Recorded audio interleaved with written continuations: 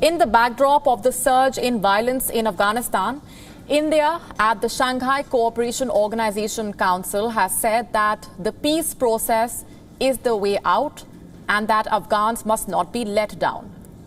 India's External Affairs Minister S. Jaishankar emphasized that the future of Afghanistan cannot be its past and that the world is against capturing power by violence and force.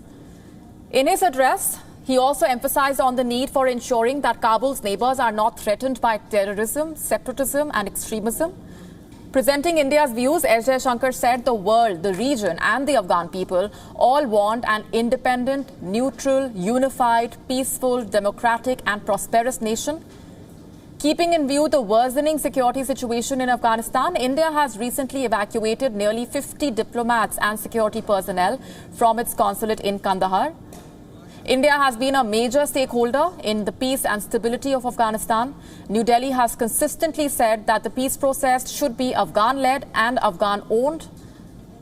Afghanistan has witnessed a series of terror attacks in the last few weeks as the US and NATO forces are withdrawing from Afghanistan, ending nearly 20 years of military presence in the war-ravaged country.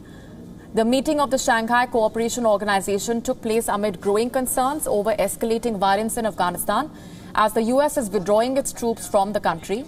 The Russian Foreign Minister Sergei Lavrov, the Chinese Foreign Minister Wang Yi, the Pakistan Foreign Minister Shah Mahmood Qureshi and the Afghan Foreign Minister Mohammad Hanif Atmar were among those who participated in the crucial meeting. The SCO is an 8-member bloc and has emerged as one of the largest trans-regional international organizations. India became its permanent member in 2017. Meanwhile, S. Jaishankar is likely to hold a meeting with his Chinese counterpart Wang Yi today on the sidelines of the SCO meet. It will be the second face-to-face meet between the two since standoff started last year at the line of actual control.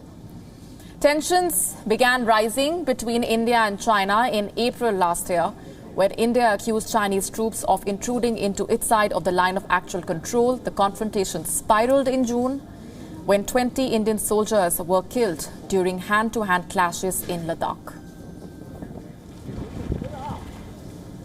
Our principal diplomatic correspondent Siddhant Sibul is joining us live on the broadcast for more on these developments. India making its stance absolutely clear once again, Siddhant. The External Affairs Minister also emphasizing how Afghanistan's future cannot be its past. Take us through the key takeaways from those discussions.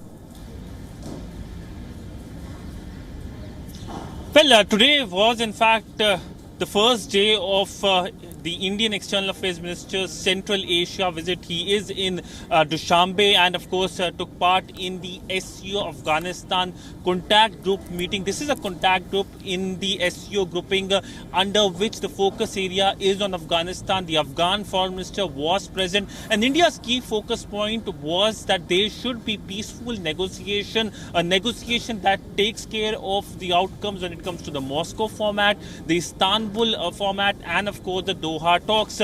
But he also talked about the increased level of violence, something he said that can't be legitimized, that someone can't just come and take control using force, using violence, and that of course remains a cause of worry. But nonetheless, if we look at the entire agenda of the foreign ministers and of course the bilateral meetings, Afghanistan undoubtedly is the big story. In fact, yesterday the Indian External Affairs Minister, his first bilateral was with the Afghan Foreign Minister, in which the Afghan Foreign Minister lauded India's role when it comes to building the consensus in the region. In fact, he also had a bilateral with the Pakistani Foreign Minister Shah Mahmood Qureshi, in which he clearly told, according to the Afghan readout, that Pakistan should cut its support to the Afghan Taliban, and that is something that isn't happening so far. We have seen Taliban making territorial gains. In fact, a key crossing point with Pakistan has fallen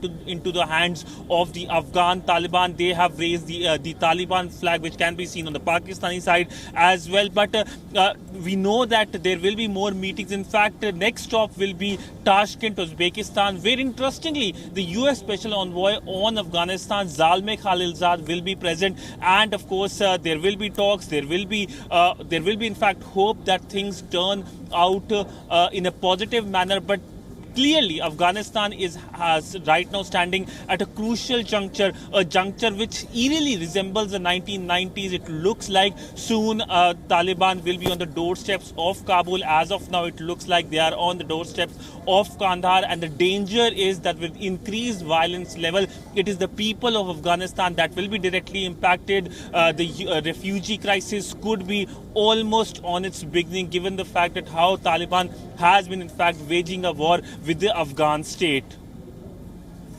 We're leaving it there for the moment, Siddhant. Thanks very much for the very latest. WION now available in your country. Download the app now. Get all the news on the move.